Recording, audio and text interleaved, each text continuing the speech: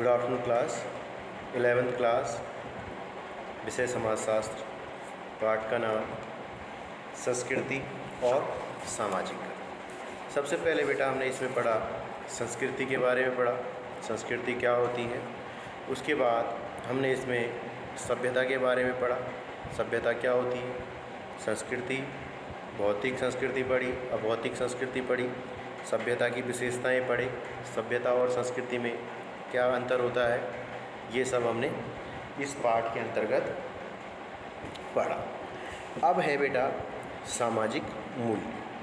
सामाजिक मूल्य क्या होते हैं, कौन सी चीज़ होती है समाज में जो मूल्य कहलाती है। सामाजिक मूल्य जो है समाज का क्या होता है, प्रमुख तत्व होता है। इसी के आधार पर हम किसी समाज की उन्नति, प्रगति, अवन्नति और परिवर्तन की दिशा निर्धारित करते हैं। इन्हीं मूल्यों के द्वारा समाज में जो है व्यक्तियों की क्रियाएं निर्धारित की जाती हैं, ठीक, और क्रियाएं निर्धारित की जाती है और इन्हीं मूल्यों से जो है समाज का प्रत्येक पक्ष प्रभावित होता है।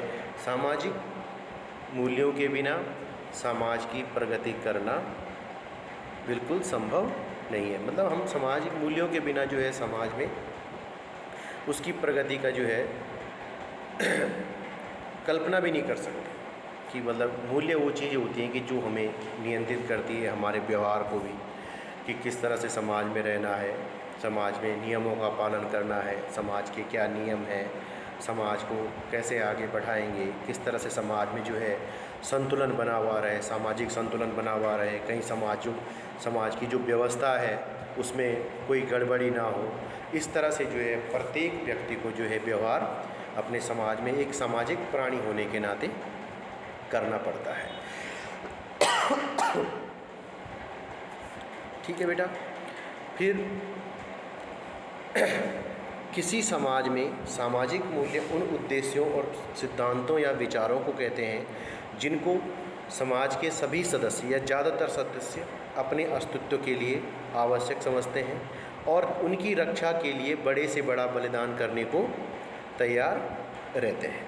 जैसे मातृभूमि की रक्षा करना, राष्ट्रगान का सम्मान करना, धर्मनिरपेक्षता, ये प्रजातंत्र, ये जो प्रणाली है ये हमारी सामाजिक मूल्यों को अभिव्यक्त करता है।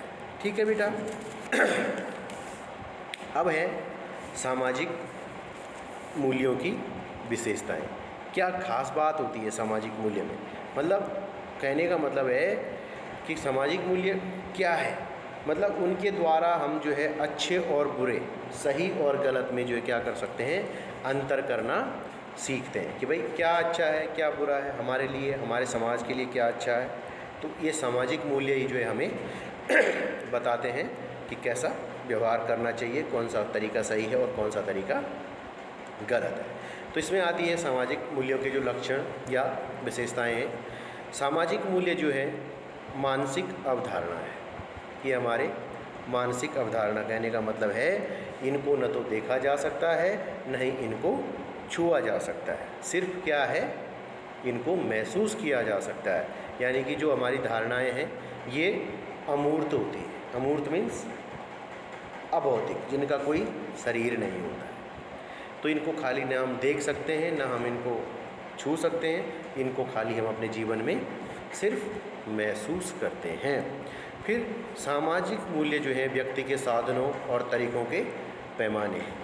हम सामाजिक मूल्य के आधार पर जो है किसी एक लक्ष्य को अन्य की अपेक्षा अधिक प्राथमिकता देते हैं। व्यक्ति के जो है कई लक्ष्य हैं, कई सारी जिम्मेदारियां होती हैं समाज में रहकर, कई सारे भूमिकाओं का जो है संपादन करना पड़ता है, लेकिन सामाजिक मूल्य जो है जिस चीज़ को पहले प्राथमिकता देते हैं तो व्यक्ति जो है अन्य कामों की अपेक्षा उसी को प्राथमिकता देता है, जो हमारे सामाजिक मूल्य कहते हैं। फिर मूल्य व्यवहार करने के विस्तृत तरीके नहीं हैं, लेकिन समाज द्वारा वांछित तरीकों के प्रति व्यक्त की जाने वाली प्रतिबद्धता है। मतलब ज़रूरी नहीं है कि व्यवहार करने के तरीके हों, लेकिन जो हमारे समाज द्वारा माने जाते हैं वो तौर तरीके तो हमारे मूल्य हैं ही। मतलब जो हमारे समाज के प्रति अपने कर्तव्यों को व्यक्त करने के जो तरीके हैं कि हम प्रतिबद्ध हैं जी अपने समाज को आगे बढ़ाने के लिए, अपने समाज को संतुलित रखने के लिए, तो वही जो है प्रतिबद्धता ही जो है हमारी जो समाज के प्रति है वही हमारे मूल्य है। ठीक है। फिर समाज के मूल्य जो हैं वहाँ की संस्कृति के द्वारा निर्धारित होते हैं और ये संस्कृति को बनाए रखने में भी सक्षम होते हैं। सामाजिक मूल्य जो होते हैं वो संस्कृति को बनाए रखने में सक्षम होते हैं और संस्कृति के द्वारा ही इनका निर्धारण होता है। क्यों? मूल्य मीन्स जीवन जीने का तरीका है। संस्कृति भी वही बताती है कि भाई मनुष्य को किस तरह से अपना जीवन जीना है, किस तरह से जो है मनुष्य का विकास हो सकता है, मनुष्य जो है हमारे जो जीवन के तौर तरीके हैं। मूल्य यही है कि व्यक्ति को नियंत्रित रहना चाहिए, किस तरह का व्यवहार उसे समाज में एक सामाजिक प्राणी होने के नाते करना चाहिए। फिर है बेटा प्रत्येक व्यक्ति सामाजिक मूल्यों को अपने ढंग से लेता है और उनका चुनाव करता है। एक सन्यासी एक व्यापारी के लिए ईमानदारी और उसका अर्थ जो है अलग अलग हो सकता है। एक सन्यासी और एक व्यापारी के लिए ईमानदारी का अर्थ मतलब समाज में एक मूल्य है भाई कि व्यक्ति को ईमानदारी से पालन करना चाहिए। तो एक सन्यासी की ईमानदारी और एक व्यापारी की ईमानदारी में जो है परिवर्तन क्यों नहीं हो सकता? सन्यासी तो ईमानदारी से बोला कि मैं तो ईश्वर भक्ति कर रहा हूँ, निस्वार्थ भाव है, लेकिन व्यापारी आपसे कहाँ ईमानदारी करेगा? अगर आपको ये थोड़ी है कि व्यापार कर रहा है तो आपके जितने में ख़रीदा उतने में ही आपको दे देगा, ऐसा नहीं। ठीक है, तो हो सकता है कि अंतर हो सकता है, लेकिन मूल्यों को व्यक्ति अपने ढंग से लेता है। क्यों? क्योंकि ये कानून तो ऐसे है नहीं, लेकिन व्यक्ति को जो है इस तरह से ज़रूर सीख देते हैं कि भाई हमारे समाज में असंतुलन नहीं होना चाहिए, हमारे समाज का संतुलन कैसे बना हुआ रहना चाहिए। व्यक्ति को अपने जीवन के लिए आवश्यक चीज़ों को इस तरह से करना है कि ताकि समाज की जो व्यवस्था है वो बनी रहे। ठीक है, अराजकता समाज में नहीं फैलनी चाहिए। फिर है सामाजिक मूल्य मानव व्यवहार के प्रेरक के रूप में काम करते हैं, प्रेरणा देते हैं। सामाजिक मूल्य व्यक्ति को जो है सामाजिक बनने में कि भाई जो हमारा प्राचीन संस्कृति है उसको नहीं भूलना है, हमें किस तरह से अपने जीवन को जीना है, चाहे हमारे अपने कर्तव्यों का पालन किस तरह से करना है, तो ये सामाजिक मूल्य हमें बताते हैं। फिर सामाजिक मूल्य पीढ़ी दर पीढ़ी स्थानांतरित होते रहते हैं, इसलिए इनमें परिवर्तन करना कठिन होता है, क्योंकि पीढ़ी दर पीढ़ी मिलते रहते हैं, क्योंकि हम अपने पूर्वजों से सीखते हैं।